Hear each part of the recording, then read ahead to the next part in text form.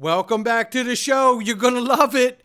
Will all crypto cases be dropped in the first 30 days of President Trump's presidency? Oh, we got that and so much more. Somebody roll that beautiful intro.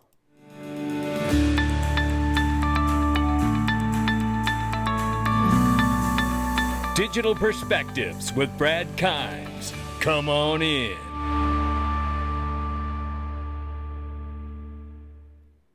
Welcome back to the show. You can follow us on Twitter, YouTube, and digperspectives.com for exclusive content. Right now, $3.77 trillion market cap for crypto. The market is up 1.8%. Good morning, good afternoon, good evening, wherever you are. 102,000 plus for Bitcoin right now. 3,400 plus for Ethereum. XRP 325. We're off 0.4 on the 24-hour, but we're up 42.2% on the 7-day with 186 billion plus market cap. Tether still at 137 billion market cap. Look at the range of price for XRP between 318 and 339. Well, we're going to keep an eye on it. And we got something for you to see before you get out of here too, like how XRP could easily push to a very high price, like a $30 plus price with XRP very quickly. You'll get a quick breakdown on that. You'll love it. Right now, we see Bitcoin is seeing institutional accumulation amidst fresh gains over 3% on Friday as its price tapped 102,000.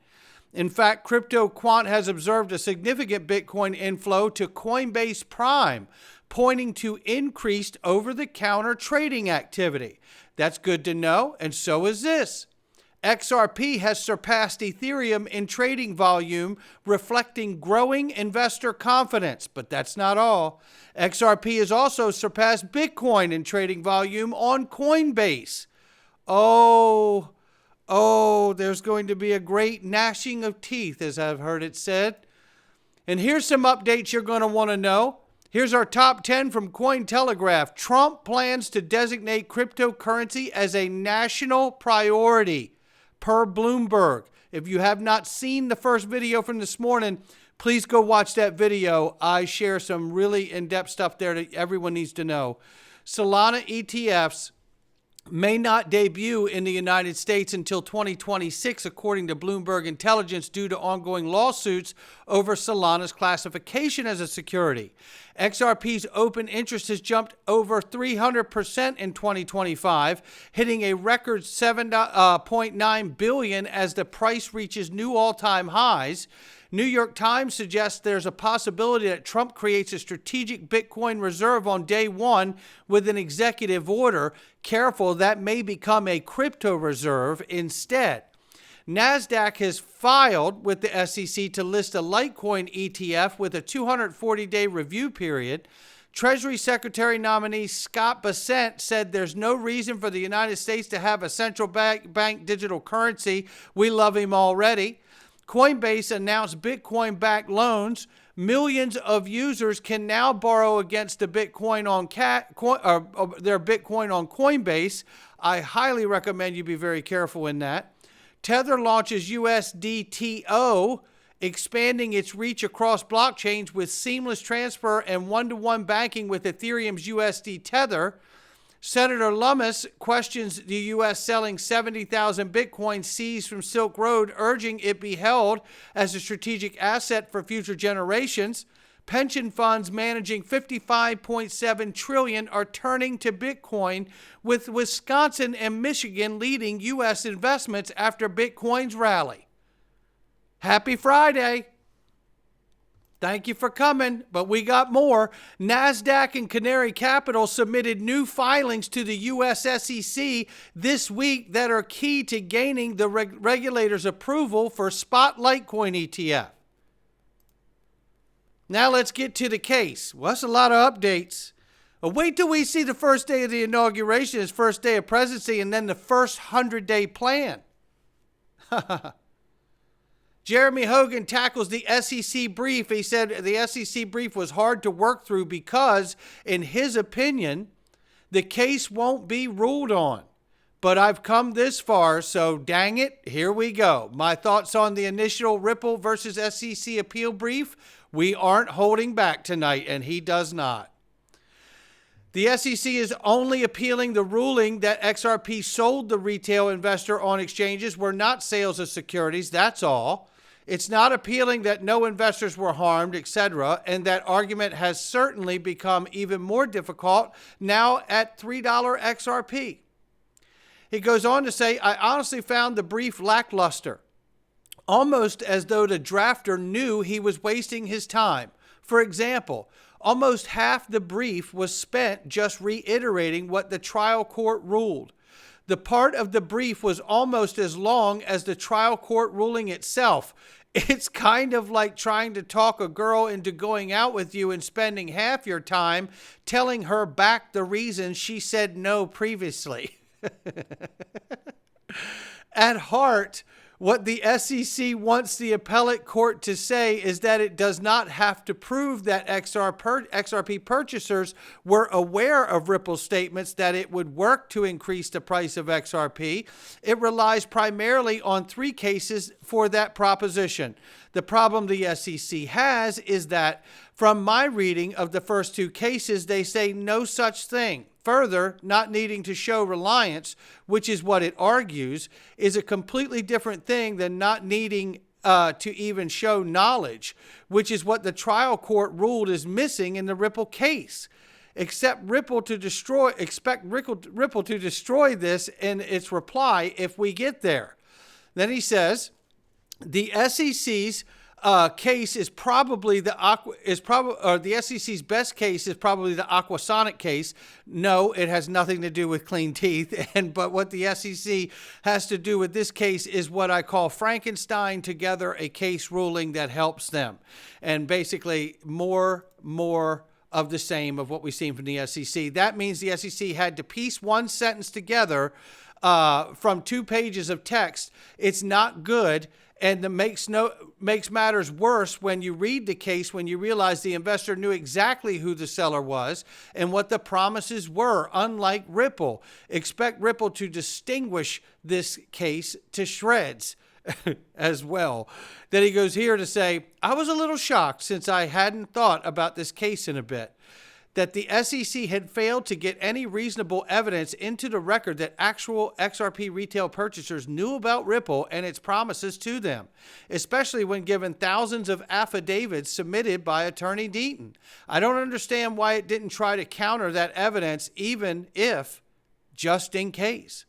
But hindsight is 20/20, and Lord knows I've had the moment in trial when I suddenly realized I've forgotten to prove up a part of my case. I ended up appealing the ruling also. He says, and finally, the brief highlights the danger of this appeal for the SEC. Let's assume it goes forward for poop's sake and giggles. He says, if the ruling on retail sales is upheld, which I'd put money on based on what I just read, you now have... Let me get my place back here.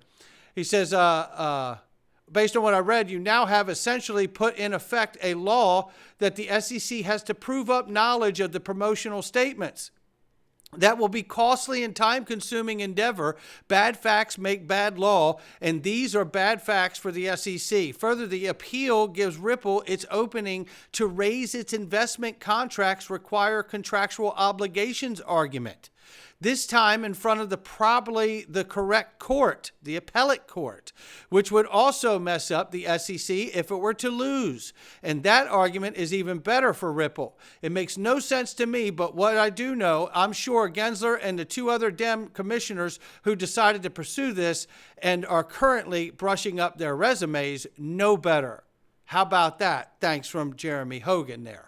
Now, let's keep moving. Paul Barron highlights that all crypto lawsuits could be dropped in the first 30 days. Feeling bad for the intern that forced to write another pointless PDF against XRP that no one will ever read. There's Gensler, of course, kind of fuming. And that was in reference to the SEC filing their appeal to classify XRP as a security, which, of course, is now most likely all of this is going to be thrown out in their appeal being thrown out. But only a few days. What do we have? Another 16 hours before Gensler is out of a job. I love hearing that, and I love knowing that we could see all of these court cases paused or dropped. You know, we have so much in front of us, and we're very close to finding out exactly what it's going to be. Now, this is the way you smash XRP FUD. There was an article came out yesterday that basically said Trump was browbeating Brad Garlinghouse and Stuart Alderati for having supported Kamala Harris publicly, with Chris Larson donating to him, and that, you know, where were you guys when I need you kind of article. And Stuart Alderati came out and said, wow, unnamed sources. Well, here's a named source, me. The rumors published by this third-tier crypto rag are pure fiction, completely made up. Wonder who's behind this. Well, I tell you what, Stuart Alderati has really gotten real good on social media, I can tell you that. And as expected, he told us that, you know, obviously the SEC is trying to appeal brief is rehashing the already failed arguments and likely to be abandoned by the next administration. Loving that for us and Ripple all across the board. AMM clawback amendment has entered its 14-day activation, ladies and gentlemen. This is very important for where we're going with the XRP ledger inside the financial system. And then we know that the FIT21 bill is going to be splitting the oversight between CFTC and SEC. Will that be the legislation that gets through? Likely so. And then we see here, XRP holding above 290 is extremely bullish. Conservative targets $5, bullish target $14. And we see here, this is a great breakdown of understanding XRP market cap and exposing the myth. And I think Zach does a fantastic job here. Shout out to him and DAI for sharing this. Take a listen. Let me open this up so you can see the chart he's working with. Reminds me back in the day when I used to do whiteboards. I like it. You keep it going, Zach. Today we're exposing the XRP market cap myth. Now, Get 'em. of course, anybody can calculate the market cap on XRP or any other digital asset. You take the last traded price by the circulating supply, it gives you a market cap. And for XRP, we're at about a $3.30 XRP all-time high. We got about 57 billion circulating coins. It's over $180 billion market cap, approaching 200 billion. But it's not a one-to-one ratio as far as market cap grows by $1 billion if $1 billion comes in. What we're seeing on XRP is a dramatic market cap multiplier. And that's what I'm going to be breaking down here in today's whiteboard session. Let's make it quick, simple, and yes, we are going to explain how we reach a $33 XRP based off of conservative assumptions from JP Morgan. Stay tuned. Getting started here yesterday, this is what we observed. By the way, you got two examples here, one of XRP price going up, one of XRP price going down. Take a look. Yesterday, XRP starts pumping. The market cap grows by $17 billion off of only $80 million of inflows into XRP. There's buying, there's selling. The net inflow during this was a 4-hour window, was 80 million of inflows, led to 17 billion market cap growth. And what you see here is that's a market cap multiplier of 212. Very dramatic. Now, check this out. It works going down as well too. Just as quickly as it goes up, it can come down. Now, this is then when the SEC filed their appeal brief yesterday. And yes, this does add to the damages done. The red folder just grew by about 15 billion. Because when the SEC filed their appeal briefs, the market cap loss on XRP, the price went down from about 320 all the way down below $3. We lost 15 billion of our market cap, but only 55 million of outflows. This gives us once again another market cap multiplier above 200 here at 279. Now, in other examples of this in the past couple weeks, I've tracked the market cap multiplier for XRP being above 589. And in one instance, we even saw it up into the thousands. So XRP, the point being, is a very easy asset to move, both up and down. But this is where it gets exciting, because JP Morgan this week gave us the prediction that XRP ETFs will see 4 to 8 billion of inflows as soon as they go live within the first year. I think that that's a very conservative assumption. I think that JP Morgan's onto something there. And so what I did is I just took that 8 billion of inflows into our ETFs, and you times that by 212, which is what we were doing here yesterday. That's going to give you market cap growth of 1.7 trillion. Now, XRP's market cap's already at about 200 billion, so I'm just adding 200 billion to that 1.7 trillion, It brings it to about a $1.9 trillion market cap for XRP.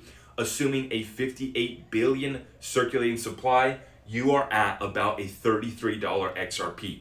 So no, we do not need 1.7 trillion. We don't need trillions coming into XRP for us to reach a market cap of a couple trillion. And yes, at this price point, at that market cap, we're starting to approach Bitcoin. So look out, get locked in. This is the XRP market cap myth exposed. Share this out far and wide. And if you appreciate our content, make sure you guys subscribe, hit that notification bell, and smack it on the way out.